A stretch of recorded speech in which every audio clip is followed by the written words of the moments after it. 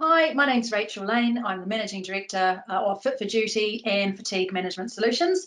And today we're going to take you through identifying and addressing fatigue. So I thought it would be quite useful in the first instance to actually provide a definition of what fatigue actually means. So fatigue is defined as an experience of tiredness, dislike of present activity, and unwillingness to continue, or as a disinclination to continue performing the task at hand and a progressive withdrawal of attention from environmental demands.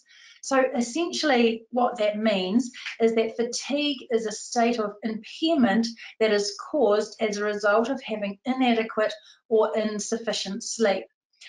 We actually know that if people have been awake for 17 hours or more, it actually creates the same level of fatigue or impairment as an alcohol impairment of 0.05. So it's really important to start thinking that the longer you've been awake, the more likely you are to have this fatigue impairment, which again is very similar to what we see when people are impaired by alcohol. So let's further look at this. So fatigue it's unsafe in the workplace. Like other risks, fatigue can be managed, but we need to put adequate controls in place around it. Safety and productivity in the workplace are intimately related to worker health, and we'll talk about some of that a bit later on. And fatigue is related to the duration of sleep and the timing of that sleep. So that's particularly important for people that are shift workers or have really early starts and long extended shifts. That whole circadian rhythm and body clock plays a big part in that onset of fatigue. Inadequate sleep is also correlated with a variety of adverse medical outcomes. So we're talking about things like hypertension and diabetes. There's also a really strong connection with mental health as well. So we're seeing a lot more conditions such as dementia and Alzheimer's being related to poor sleep quality. And various shift work schedules can affect both the duration and the timing of sleep. So fairly similar to the point before made about the circadian rhythm. So those shift work schedules, we need to be being really mindful about the impact that start and finish times can have on someone's ability to get good sleep. And inadequate duration of sleep is definitely correlated with injury rates. So there's lots of research to suggest that the more fatigued we are, the more likely we are going to have an at-work accident. So why do we need to start managing fatigue, and how are we going to do this? Well, we've had these hours of service guidelines which have been this early attempt to address fatigue, and we have the workbook, work time logbook rule, and that's, a lot of companies have certainly used that as their fatigue management go-to.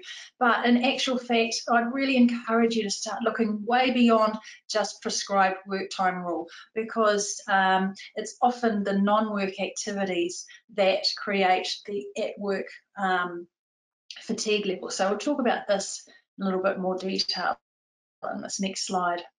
So alertness depends not only on how many hours that you've worked, but also on a variety of other factors. So for example, what one does when we're at work. So is it an active role? Is it a sedentary role? And certainly for drivers, of course, a big part of their day is very sedentary. So that's something to consider.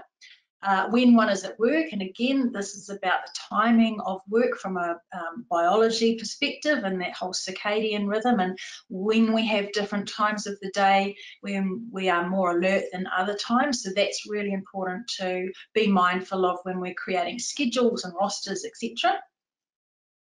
And whether the work environment promotes alertness or fatigue. So do we have good lighting? Is there lots of vibration in the cab of the vehicle, for example? So those sorts of things can certainly also exacerbate that fatigue impairment.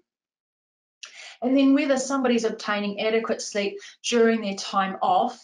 So the prescribed work time schedule dictates that you might have 10 hours in between shifts, but are people actually using that time for sleep and relaxation and resting?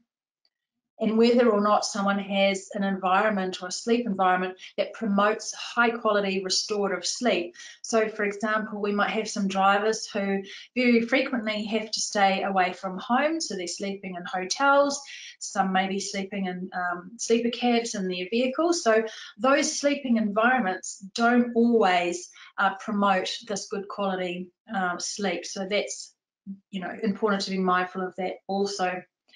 And then also whether someone has an emotional, physical or medical issue that interferes with that high quality restorative sleep. So we'll talk about sleep disorders and some of those as we move through this presentation. So some of the main causes of why people might be getting inadequate sleep despite this prescribed work time rule that we have, as we touched on, sleep disorders. So common ones such as insomnia, obstructive sleep apnea, restless leg syndrome. Other health conditions can include things like obesity and anxiety and depression, which of course right now is really prevalent with everything that's going on with COVID. We've got this high level of anxiety and stress, which will no doubt be having a big impact on people's ability to get good sleep. But if people have pain or they're on medications that impact sleep quality, that's also something that we need to, you know, have on our radar. And then lifestyle and behavioural factors such as the sort of non-work activities, such as are they studying or are they working and partying too long, or if it's related to their work, it could be shift work or any other forms of that circadian disruption. And interestingly enough, according to the Netflix CEO, their biggest rival is actually sleep. And we've probably all been guilty of that, where we've just stayed up a little bit too long to watch one more episode of something on Netflix. So you can see we're not always prioritising sleep, but fundamentally sleep and the quantity and quality that you're getting is going to essentially lead to this fatigue and impairment. Now, who is at most risk? Well, there's been, you know, it's talked about, it's in the paper frequently, and not that long ago there was an article that said our professional drivers have an alarmingly high work-off fatality, being that 20 times that greater than our general working population. So that's really high when you think, you know, we're actually asking our drivers to put themselves at this increased risk. So even more reason why we need to build really good controls and methods and programs to support our drivers' health and well-being. And from the work that we've done, where we're looking at drivers for obstructive sleep apnea, 18% of the drivers that we've tested in the last 12 months were actually diagnosed with moderate to severe sleep apnea. So that's, again, that's quite a large number, and certainly much greater than what's reported in general population, which we do believe is actually underreported. But I'll talk more about sleep apnea as we work through this session. And so drivers with obstructive sleep apnea have a 2 to 15 times greater chance of having a motor vehicle accident than someone that's unaffected by OSA. So again, that comes down to the health and the well-being of the driver, which is something I really want to stress with the group today.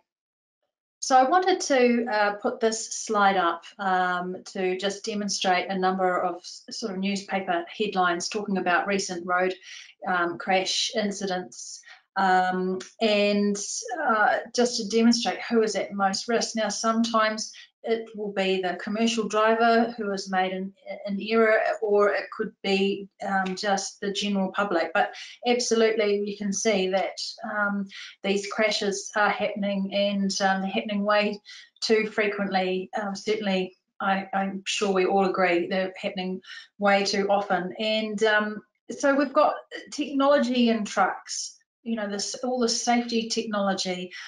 We've got our regulators, we've got enforcers, we've got these prescribed work time rules.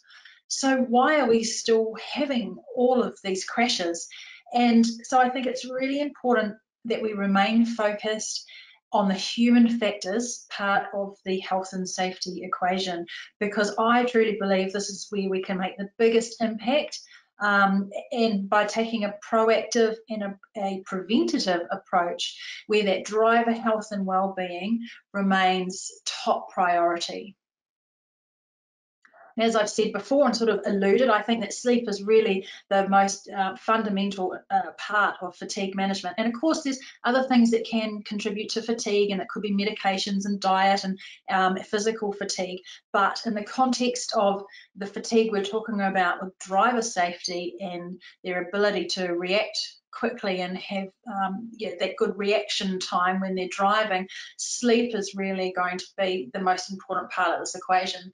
We know that sleep is vital for every single cell in the body, and we need that good sleep in order for these systems to continue to function effectively. However, we know up to 40% or probably more, give or take, the population are actually suffering from inadequate sleep, and that's going to be as I said earlier, whether it's related to lifestyle factors or health factors or our work schedule. So, you know, that's a big part of our society who are just operating on this sort of autopilot throughout the day. And of course, we're seeing the costs of this, increased accidents, injuries, health-related comorbidities such as diabetes, cardiovascular disease, and depression. Now, I took this snapshot from an NZTA presentation just recently. So it actually just talks about, you know, some of the contributing factors in the accidents that they have on record. Now, you'll see that fatigue only is represented in 4% of the crashes. But if you look down at things like failed to give way or stop, incorrect lanes or positioning, overtaking, poor judgment, poor observation, position on road, and travel speed.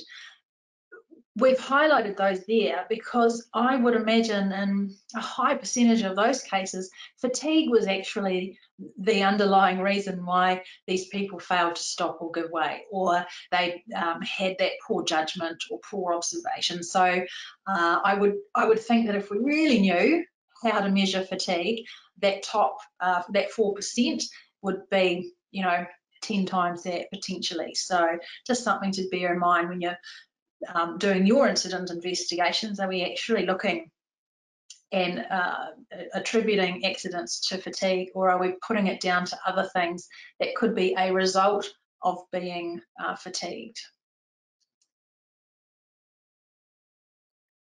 I thought I'd put this slide in here as well because one of the health conditions that I was talking about before is a sleep disorder called obstructive sleep apnea. And we've got research that's come out of Australia that has said up to 41% of commercial drivers will have sleep apnea, which is pretty high and certainly twice as high as what we've seen in New Zealand when I talk about 18%. But, you know, it's probably more about that 20, 25% that we're seeing here in New Zealand, but scary that to think that, you know, up to 41% of drivers could have this condition. So this is a little graph here to show you the increased risk of accident as a result of having untreated sleep apnea is almost 4 times as high as someone who does not have sleep apnea. Now, we're talking about untreated sleep apnea. Of course, if you're on CPAP, then all going well, you'd actually come back down to that control level. But you can see that more people are having accidents of untreated OSA as a result of rather than alcohol. So again, we put a lot of education and awareness and controls around, you know, drug testing and drug and alcohol testing our workers, but in actual fact we need to be looking at the health of the workers and the health of their sleep, because that is going to be where we're going to see a much greater level of accidents. And then I thought I'd just finish off with a slide here that kind of talks about fatigue management, bringing all of this technology and how we all work together to help mitigate this risk in the workforce. So there was a bus driver who was having repeated microsleep events on the in-cab camera. And of course, when we talked to the driver, he didn't necessarily think he had a big problem with sleepiness, which is quite common actually. People do tend to underreport how sleepy they really feel, and especially when it's connected to their job and their livelihood. So we can't always expect them to answer us properly with subjective questionnaires. However, but this guy was willing to go through a sleep study because he was mindful that, you know, obviously there was something going on for him.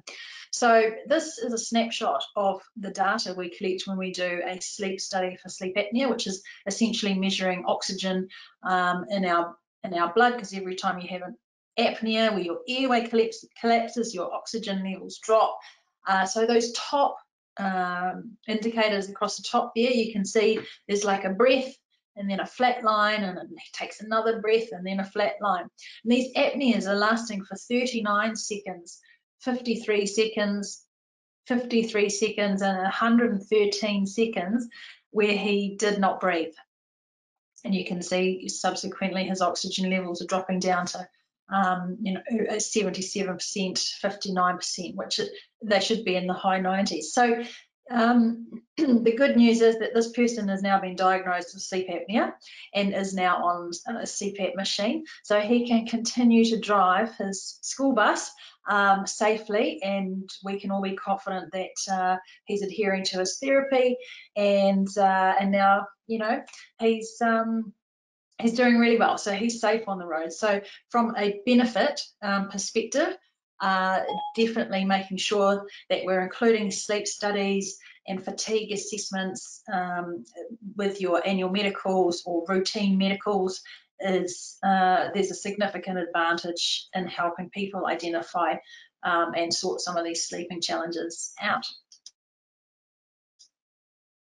So that's just a few slides from me, hopefully helping you to realise that we need to go beyond our prescriptive work time rule, that by identifying the health and the well-being of our drivers and actually building some suitable controls and offering support, then we get these great benefits of doing that by having healthy drivers, happy drivers, and safe drivers. So thank you for your time.